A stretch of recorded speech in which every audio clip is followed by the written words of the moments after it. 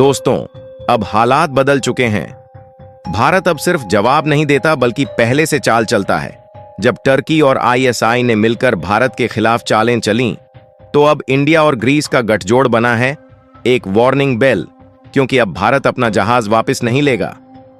आपको याद होगा, पिछले कुछ सालों से टर्की लगातार भारत के खिलाफ बयानबाजी कर रहा है।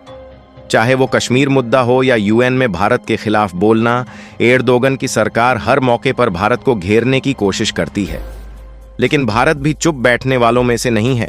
अब भारत ने ग्रीस के साथ डिफेंस कूनैपरेशन बढ़ा दिया है। दोनों देश अब मिलकर मेडिटरेनियन सी और इंडियन ओशन में अपनी मौजूदगी बढ़ा रहे हैं। इसका सीधा असर पड़ेगा टर्की पर, क्योंकि ग्रीस और टर्की दशकों से आमने सामने हैं।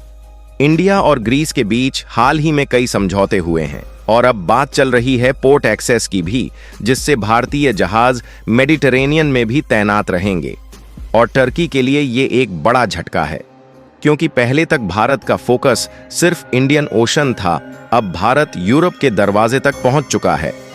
टर्की और आईएसआई की कोशिश है कि भारत के खिलाफ प्रोपेगेंडा फैलाया जाए, सोशल मीडिया पर फेक न्यूज, कश्मीर के नाम पर इस्लामिक कार्ड और डिप्लोमेटिक लेवल पर प्रेशर बिल्ड करना।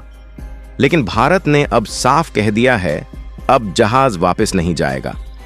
मतलब भारत अब अपनी स्ट्रेटेजिक पोजीशन से पीछे नहीं हटेगा। इंडिया और ग्रीस मिलकर टर्की को उसकी भाषा में जवाब देंगे। इस गठजोड़ का मतलब है टर्की की घेराबंदी, एनसर्कलमेंट यूरोप में भारत की मौजूदगी और आईएसआई की चालों का जवाब। इंडियन नेवी अब सिर्फ हिंद महासागर में ही नहीं बल्कि मेडिटरेनियन सी में भी अपने जहाज भेज सकती है। इससे टर्की की सी ट्रेड राउट्स और मिलिट्री मूवमेंट्स पर भी असर पड़ेगा। भारत अब रिएक्टिव नहीं बल्कि प्रोएक्टिव पॉलिसी पर चल रहा है। तो दोस्तों, अब वक्त है दुनिया को समझने का। भारत अब किसी से डरकर कदम नहीं उठाता। अब भारत अपने मित्र देशों के साथ मिलकर हर उस देश को जवाब देगा जो उसके खिलाफ चाल चलेगा। और टर्की को अब यह समझ लेना चाहिए, भारत का जहाज अब वापस नहीं लेगा। अगर आप भी मानते हैं कि भारत को अपने दुश्मनों को सख्त जवाब देना चाहिए, तो इस वीडियो को लाइक करें, अपने दोस्तों के साथ शेयर करें और ऐसे ही जियोपॉलिटिक्स एनालिसिस के लिए सब्सक्राइब जरूर करें।